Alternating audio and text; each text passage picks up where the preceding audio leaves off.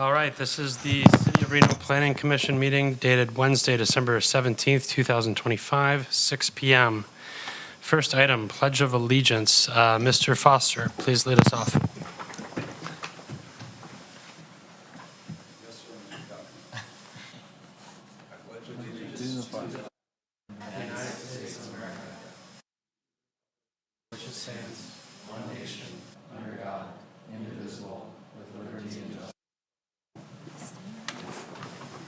A2 roll call, Madam Clerk. Commissioner Jockman, Here. Commissioner Williams, Here. Commissioner Becerra is absent, Commissioner Del Villar, Present. Commissioner Gonfiantini, Here. Commissioner Romeyer is absent, Commissioner Velto. Here. We have a quorum of the Reno City Planning Commission. Item A3, public comment, Madam Clerk. It should be noted for those in the audience that comments are to be addressed to the Planning Commission as a whole. Comments heard under this item will be limited to 3 minutes per person and may pertain to matters both on and off the Planning Commission agenda. Please note that the Planning Commission may not take action upon any matter not agendized for possible action on today's agenda. When you are called on for public comment, please state your name for the record and begin speaking. The timer will begin when you say your name, and you will be afforded 3 minutes. If you are an attendee in the Zoom meeting and would like to make public comment at this time, please raise your hand. Lastly, while in this room, please be respectful. Warnings will be issued by the presiding officer if there is disruptive behavior, and you will be asked to leave chambers if the behavior continues. We did receive correspondence for this item that was logged into the public record and forwarded to the commission. With that, I don't have any requests to speak cards in chambers, and we do not have any attendees on Zoom. Thank you, Madam Clerk, and you will have additional opportunities to speak under each agenda item tonight. We'll move on to item A4, approval of the agenda for tonight's meeting. Can I get a motion to approve? Commissioner Williams, motion to approve. And a second? Commissioner Del Villar, second. We have a motion and a second. All those in favor? Aye. Aye. Aye. Item A5, so motion carries unanimously. Item A5, approval of minutes from our November 20th, 2025 meeting. Can I get a motion to approve the minutes? Commissioner Williams, motion to approve. Commissioner Del Villar, second. Motion and a second. All in favor, say aye. Aye. Aye. Aye. Motion carries unanimously. We will now move on to item B, staff announcements. We have not had any council action on any planning items since our last meeting, so no announcements. Thank you, Mr. Raley. We will move forward into public hearings. Item C1, staff report for possible action. This is case number LDC 26-00026, Stan Lucas Mortensen Ranch Time Extension. We will first hear a presentation from staff. Mr. Foster, please take it away. Thank you, Chair Jockman. Jeff Foster, Associate Planner for the record. This evening, the first case I am bringing you is the LDC 26-26, the time extension for the Stan Lucas Mortensen Ranch tentative map. So there's an approved tentative map that was approved finally in January of 2022. There's kind of a long and sordid history that is described in the staff report involving various planning commission and city council denials that was followed by a legal process. Eventually on January 27th of 2022, a decision letter was issued for a 632 single family lot subdivision. NRS has a 4-year period in which the first final map can be recorded, and that period expires on January 27th of 2026. The details of the process up to this point are included in the staff report. I did want to note that the property owner, Stan Lucas, who was the sole member of Lucas Verdi LLC, passed away on January 10th of this year. Development activity was actively in the process prior to his passing, and that's also detailed in the staff report. Issues associated with the passing of Mr. Lucas have adversely impacted the project schedule and recordation of the initial final map. Staff believes that additional time is warranted for the new property owner to decide on the next steps for the property. Since the initial final map will not be recorded within the 4-year time frame allowed by state law, the applicant is requesting a tentative map extension for the project in accordance with the provisions of NRS 278.360 subsection 1C as shown on the screen. The recommended motion is on the screen. In essence, if you approve it, you are moving to approve a 2-year time extension on the Stan Lucas Mortensen Ranch tentative map, subject to the original conditions of approval that are detailed in the January 27th, 2022 decision letter that is a part of your packet. That's all I have for you. The applicant's representative is here, will not be making a presentation, but is available for questions. Thank you very much. Hearing that there will not be an applicant presentation, we will now move forward with disclosures and then to public comments. So we'll start with Commissioner Del Villar, go down the line, and then go online. Received and read all of the materials and familiar with the site. Commissioner Gonfiantini read and received all materials. Commissioner Jockman, phone call with Pam McNeil with concerns about the original project. Commissioner Williams read and reviewed all material, also had a phone call with Pam and Ken McNeil, and familiar with the site. Commissioner Velto. Commissioner Voto, I was on the Planning Commission when this first came through the Planning Commission, I believe. I spoke with an individual who is representing a party associated with the development, and I received and reviewed correspondence. That concludes disclosures from the commission. We will now move to public comment. Madam Clerk. I do not have any public comment cards in person. We do have 2 attendees on Zoom, but they do not have their hand raised. Do we have any requests to speak in chambers on this item? Hearing none, we will now move to questions from the commission of staff and/or applicant representative, if there is one. Okay, yep. So we'll move to questions. Chair, I have a few questions. Please proceed. My questions are for Jeff. Yes, sir. First, I can't see, are you wearing a Chicago Bears Christmas sweater? No, this is the San Francisco Giants, Commissioner Velto. Oh, nice. That's awesome. There we go. Now I can see it. Oh, it looks great. Thank you for coming up. I have a couple questions for you, and I apologize I'm not in person. I'm not feeling so great tonight. My first question is, in the past when we evaluated these extension requests, what test has the Planning Commission applied when assessing whether to grant extension? So this is my first tentative map time extension that I have brought forward. I did speak on behalf of Daniel Martoma on a previous one. He was not available the night of the Planning Commission, so I did deliver his presentation that evening. But my understanding, the general test, if you, to use your terminology, is whether or not there has been a good faith effort in meeting the intent of NRS in terms of the time frame and the process. Another way to say that is if an applicant had simply, kind of sat on things for 3-point-something years and came to the city at the 11th hour asking for an extension, a 2-year time extension, I could see that the Planning Commission might be hesitant in affording that 2-year time extension because nothing was done, kind of until the last minute.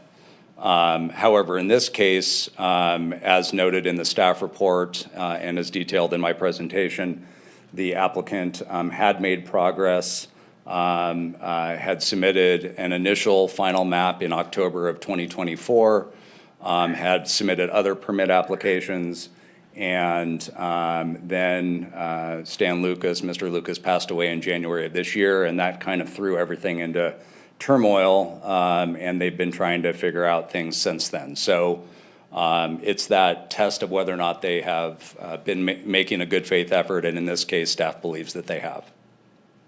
Great, thank you so much. Commissioner Williams. Yeah, I got one for you. Thanks, Jeff. Speaking of that, I'll just kind of follow up with that. The original plan for this was going to be built in I think I saw roughly 16 different phases. According to the packet, it says that the final map was filled with 31 homes, as they're describing it as a placeholder. The initial final map, yes. The Yes, I additional believe was final map that 31 homes. we're kind of using as the party is, moving forward with stuff. Is that 31 homes? Was that just a random 31 homes? Was that a specific development like it was supposed to be originally planned, a part of the 16, separate areas that were going to be built? Let me take a stab at that, but then I Okay. can also, if Donald Smith is available, that he might be able to afford some more, shed some more light on that. Tentative maps are often, several hundred homes and are often phased over multiple neighborhoods or phases. I am not 100% certain of whether or not the 31 homes is, was specifically shown as phase one on the initial application. But it was the first phase or the initial final map that was submitted in October of last year. So it was ostensibly one part of, 1/16 of, I guess, to use the number that you used, the the overall phasing for the 632 homes. Okay. And I mean, you kind of see where I'm going with that. The idea of just putting 31 homes as a placeholder to make this appear that it's moving forward, I just want to see if there's a narrative to say that this really wasn't just stabbing 31 homes on a final map so that we could show forward progress. This is actually part of the project and is being done in, I guess, in good faith. Yes, I would say so. Yeah, Mike, it and looks like Commissioner Williams, if I can chime in, it's not that unusual to have a smaller number of lots on an initial phase, because a lot of the initial phase will include backbone infrastructure improvements that get done with that phase. And also, this was submitted, well before Mr. Lucas passed away. So I think that was an unexpected turn. Great. Okay, thank you. That's all I got at the moment. Did the applicant want to, he's indicating he might want to, I appreciate you. I would agree with Mr. Ailey that it's customary, because we do a lot of these, to have an initial phase. But the initial phase of this is also impacted by a thing called the Kinder Morgan line. And that Kinder Morgan line, until that issue is resolved, it's a major pipeline distributing petroleum as far as Fallon to the east, to the naval base, that runs through the property. The 31 lots goes up to that point so that the Kinder Morgan line and the issues associated with it could be dealt with at a future time, and allowing it to move up the hill from there. So that was another reason for the 31 lots. And I would also say that upon Mr. Lucas's passing, they were within days of being able to submit. And he was not only the sole member, he was the sole financer, and then three very good people were appointed trustees. They found out they were trustees upon his death, and none of them have a background in development, and they're dealing with 3,600 acres and 52 projects of Mr. Lucas's in northern Nevada. They are overwhelmed. So, thank you. If you have any other questions, I'll be happy to answer them. Thank you. I'm good for now. Commissioner Del Villar. Yeah, I have a couple of questions, and it's probably for you, sorry. Come on back up. I should have told you, don't sit down. So I'm just, because I wasn't here for, obviously a lot of this, and obviously there's some mitigating circumstances here. My question, though, is I haven't seen the tentative map for 31 homes. That might be helpful for me to sort of see what that looks like, because to other people's points, it's hard for me to understand how far along this is, and really sort of understand like why more time is needed, like how, and if they were ready to submit the tentative map, but now they have to go back and get financing, I guess, or figure out what. The tentative map is a function of, you have a tentative map for the whole thing. What we would have been submitting is a final map for the first phase of 31 lots. As in the word placeholder has been, that kind of sets the tone for the rest of the development. It removes the requirements of a tentative map, and then you go to a series of final maps. Financing, it really wasn't an issue. We don't have any financing on any of our projects. So when the person that provides all the financing is no longer around, and then you have three individuals that are trying to sort out how that financing will move forward. And to give you an idea, to apply for the final map, there was between 25 and $30 million required. So it's put the trustees in a precarious position on where do we take that from? They have the responsibility to give money to beneficiaries. It's a very long, drawn-out, complicated process on their side, and they're working diligently to come to resolve. They need 2 years in order to probably sell the property, work out maybe some of the conditions with Kinder Morgan. It's a complex project. And I only became involved 3 months before Mr. Lucas. I have all the other stuff, and then now I have this with Mr. Grady, who's now the new manager for Lucas Verdi, and he is one of the trustees. Okay, awesome. And can I ask you a question, Jeff, please? Thank you. So, Sorry, this is Jasmine Mehta, Sorry. just to have the last speaker state his name for the record. State your name for the record. I'm sorry, for the record, my name is Donald Smith. Thank you. So, I guess the question that I have is, all we're doing right now is approving a 2-year extension on the tentative map.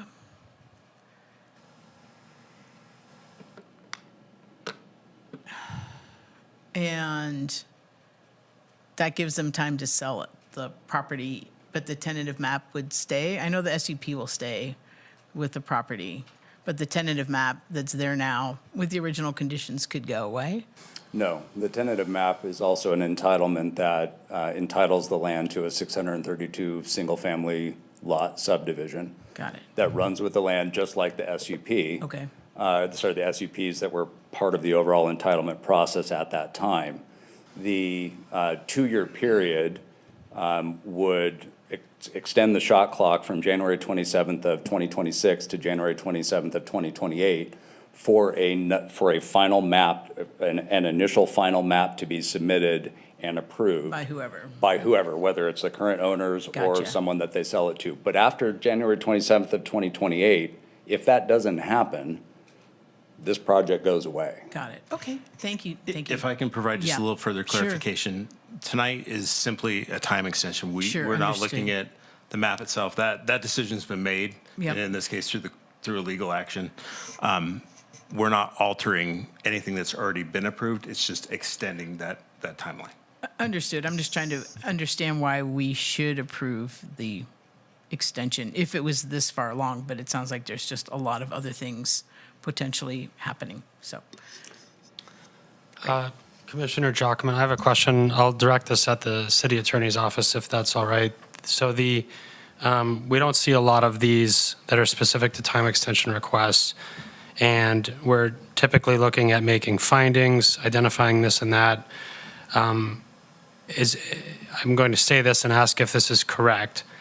Is it correct that I should be making this evaluation on the basis of whether or not there were extenuating circumstances that led to this request, and if progress has been made regarding the initial entitlement? Is there anything else I should be looking at?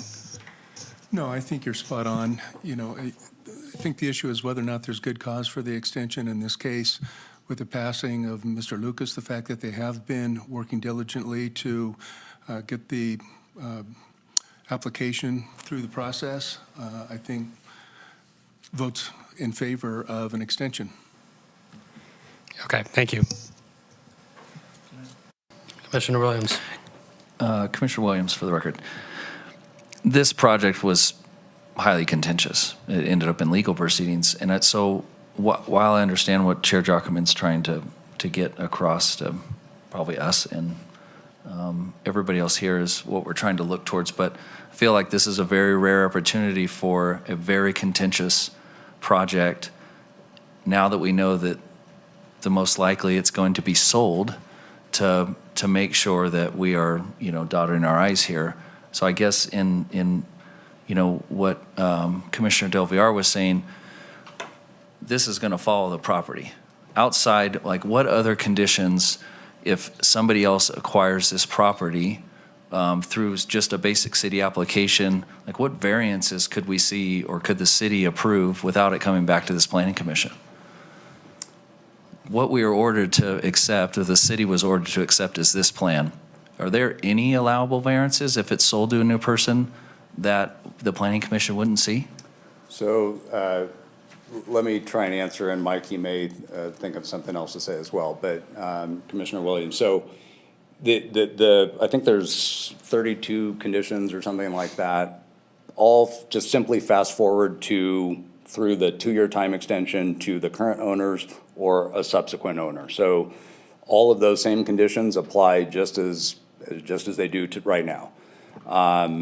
You're using the term variance, and that's a very specific term in code for certain things. Yeah. I think what I'm in understanding you to say is, could a new owner who didn't go through the whole process, over years, come in and all of a sudden do something that wasn't entitled? Reducing homes, adding homes, changing streets? You can always reduce. You Okay. can always reduce. You can't go up, Cannot right? add. You can't cannot go- add. That's not an option. Okay. And Jeff, I don't mean to interrupt you, Sure. but this has a condition on it, condition number 27, which is something that I've never seen in 30 years, and I'm going to read you that condition. Okay. Prior to submitting each final map, the applicant shall participate in a staff-coordinated and staff-led stakeholder engagement process to review the proposed final subdivision designs and the measures proposed to address conditions of approval for a final map. This is not a new subdivision review process, but rather a participatory approach to verifying that the final map is in substantial conformance with the tentative map approval, including conditions of approval. And then it goes on. So this map is very specific that it needs to be in conformance with the tentative map that was approved. So any real deviation from that would be an amendment to that map that would have to come back before this board. Okay, fair enough. And then I would also add that any new issue, whether it was grading that exceeded thresholds that was not anticipated at that time, or, some, major drainage way that was all of a sudden, Yeah. anything that would normally be a code, required entitlement would also have to be addressed had it been missed, during the entitlement process at that time. So Okay. if something new came about, they would still have to address that, just as any other applicant would. Great. If the commission doesn't mind, I had one more. There is, one of our correspondents into the commission was that one of the conditions had expired. It seemed like some sort of right-of-way turnabout that was expired in April.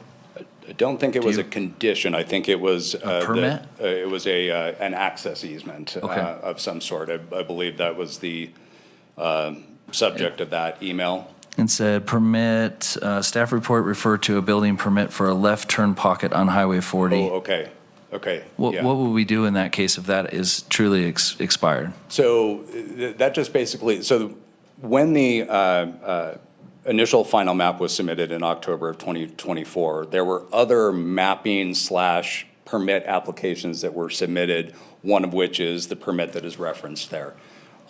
So that was submitted. There may have been 1 or 2 rounds of review, but then ultimately they did not, finish the review process and the permit expired. So it was never issued. Okay. That's very common in the building permit world, where permits expire. We can reactivate them, at some future point in time. They can reapply. It doesn't undo anything, but in fact, what it does do is it shows that they were actually going through the process to try and perfect this tentative map, and keep it alive. But then, as we've talked about, Mr. Lucas passed away and everything else has happened. All right, great, thank you. That's all I have. Any other questions from the commission? If not, we will move into deliberations. Okay, deliberations. This is Commissioner Velto. Oh, I'm sorry. Someone else wanted to go Yeah, first. let's go with, nope, okay, Perfect. we'll go with Commissioner Velta first. Yeah, so I was on the planning commission when this was denied. I voted against it. I think it was unanimously denied. I do think that given that there's a court order directed the city to allow them to develop, it kind of changes my analysis.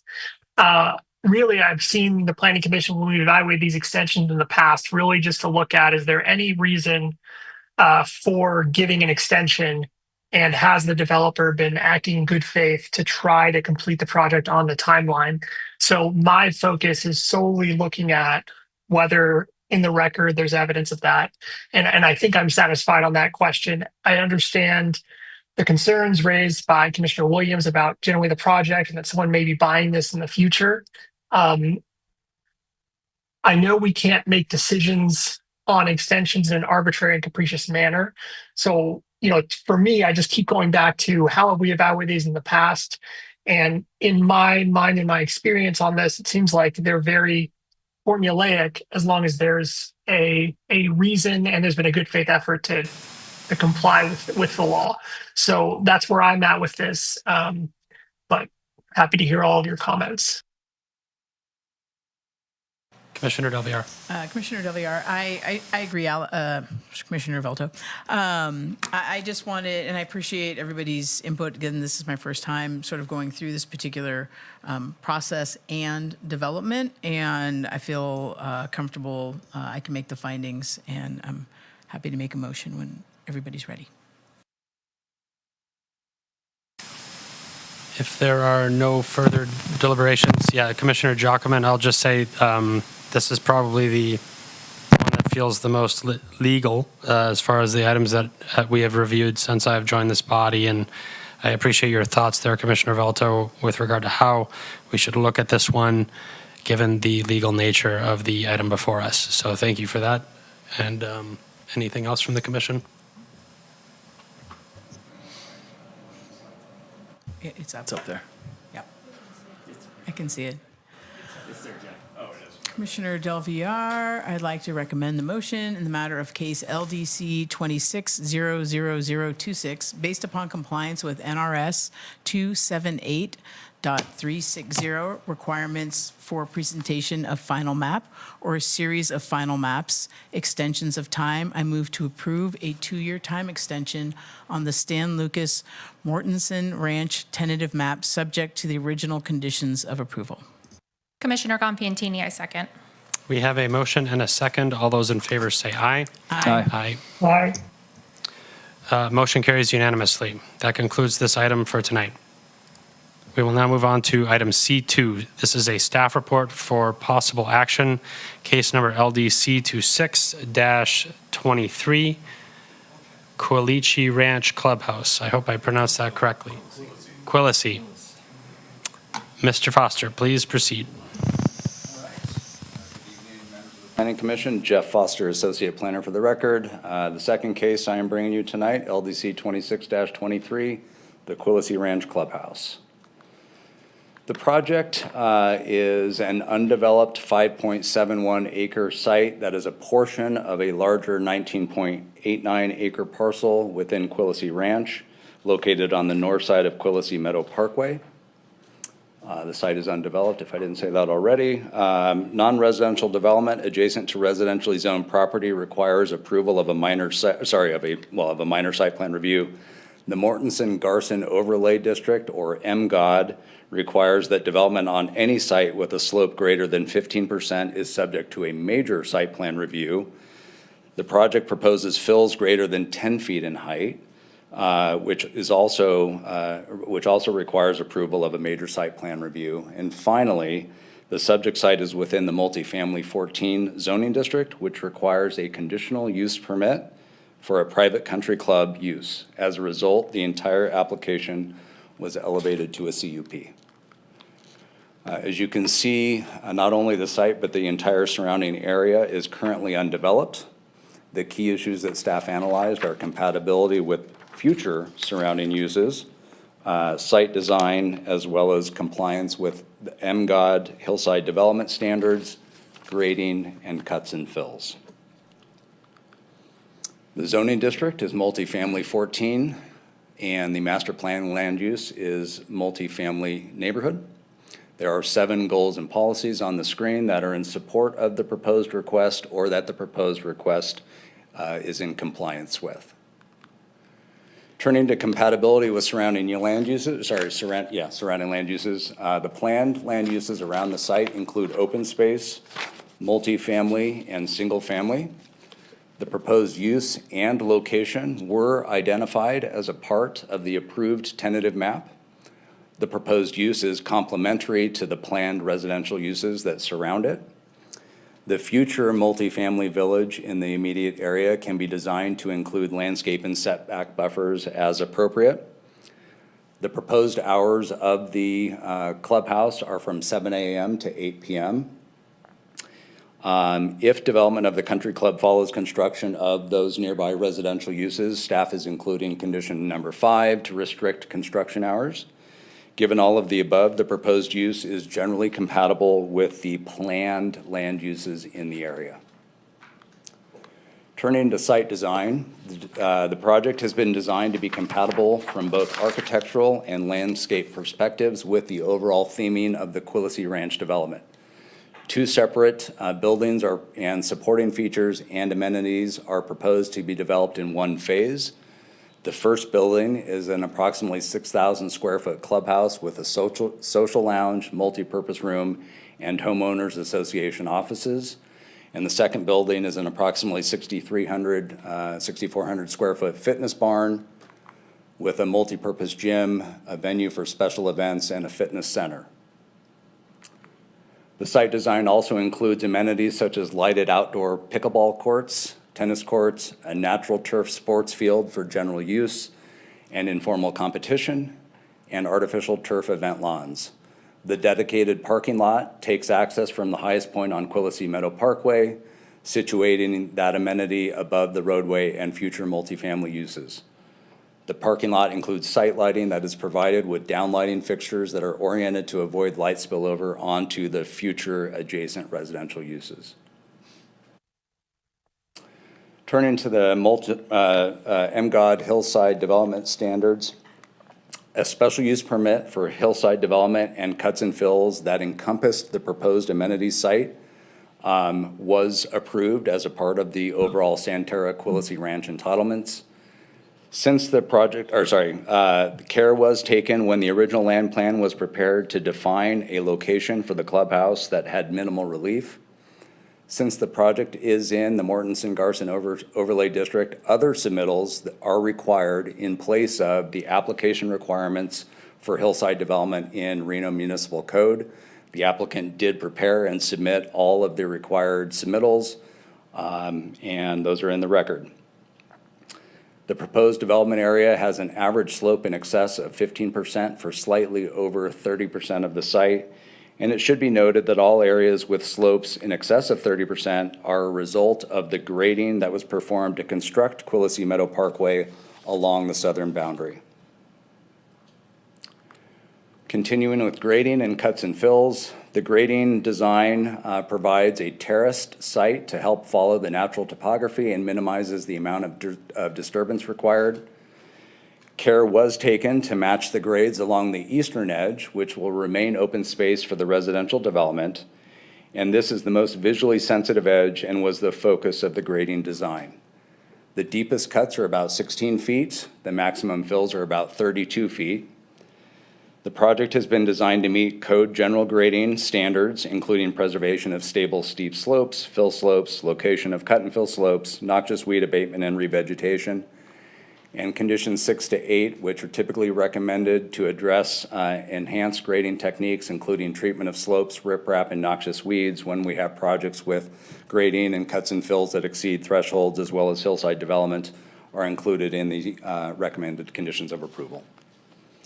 Here are the conditional use permit recommended findings. Staff can make all recommended findings. And even though the major site plan review was part of the conditional use permit request, I did include the recommended findings for the major site plan review because they are different than a standard CUP. Again, staff can make all recommended findings. And here's the recommended motion. I am available for questions. The applicant's representative is also here, will not be making a presentation, but is available for questions. Thank you, Mr. Foster. We will now move to disclosures and then any public comment. Commissioner Del Villar. Commissioner Del Villar, I have read the materials and I am familiar with the site. Commissioner Gonfiantini, read materials, familiar with the site. Commissioner Jockman, read materials. Commissioner Williams, read materials and familiar with the site. Commissioner Valto, same disclosure. Okay, that concludes disclosures. Madam Clerk, do we have any public comment under this item? I do not have any public comment registered in person, and I do not have any attendees online with their hand raised. Do we have any requests to speak in chambers on this item? Hearing none, we will now move to questions from the commission for staff and the applicant representative. Commissioner Del Villar, Jeff, I have a couple questions. Can you, because I saw this come up in a couple of the public comments, I think it was in the NAB. Can you explain the open space and what that means? Because it's not like public park, but it's open space. I just want to kind of understand how it's defined and what the usage or public opportunity might be to leverage it. So can you pull my presentation back up? Thank you. Let me go back to the zoning and the master plan land use. So you can see the parcel in the middle and outlined in blue, right? And immediately to the east, you see the green color, right? So that's PGOS zoning, and then on the master plan, it's PGOS land use. So that area immediately to the east of the MF14 area, and keep in mind that the clubhouse site is just a small portion of that overall MF14 parcel, right? It's 5-point-something acres out of almost 20, so a quarter of it roughly. So, and towards the bottom of that area. So the rest of the area around that, to the north of that overall MF14 and to the east is PGOS. It's just open hillsides. It's not, necessarily planned amenities or formal trails or anything like that. It's just the portion of the area that was set aside probably as a result of slopes. Okay, got it. Thank you so much. That clarifies a lot. And then I understand the word barn was different from what I was thinking, so I understand that as well. Thank you. Very nouveau way of calling a gym fitness barn. That's the first. Commissioner Yep, Williams? if you wouldn't mind. Commissioner Williams, for the record, I don't have any comments. I was going to say, being the proposed use and the location identified as part of the approved tentative map, I can make all the findings. I'm happy to make a motion if the commission so wills. Do we have any other questions from the commission before that is done, or any requests for deliberation? Hearing none, Commissioner Williams, please proceed. Commissioner Williams, for the record, based on in the matter of LDC 26-00023, based upon the compliance with the applicable findings, I move to approve the conditional use permit subject to the conditions listed in the staff report, and I can make all the findings. Commissioner Gonfiantini, I second. We have a motion and a second. All those in favor say aye. Aye. Aye. Okay. Any opposed? Hearing none, motion carries unanimously. That concludes item C2. We will now move on to item D, business items. Do we have anything from staff under this item? Nothing this evening. Moving on, Truckee Meadows Regional Planning Liaison Report. I do not believe, we just had our meeting canceled this week, and there will be one in January.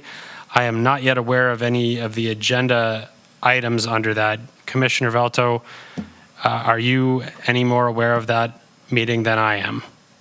I am not. Okay, so the next meeting is in the middle of January. We will have an update with more detail at our next City Planning Commission meeting. Item F, future agenda items. Anything from staff under this? Nothing this evening. Any requests from commissioners for future agenda items? No requests, but at some point it would be good to get an update on some of the requests we've made in the past. We have been bringing, as you know, the last few meetings, some of those trainings, so we're working our way through those, and they'll be coming up as Thank you. time. Thank you. Hearing no other requests from the commission, we will move to public comment. Madam Clerk, G1, please proceed. Chair, I do not have any public comment for this item. Do we have any requests to speak in chambers under this item? Hearing none. Last item is adjournment. Can I get a motion to adjourn the meeting? Commissioner Del Villar, I would like to make a motion to adjourn the meeting. Commissioner Williams, second. Motion and a second. All those in favor say aye. Aye. Aye. Aye. Meeting adjourned.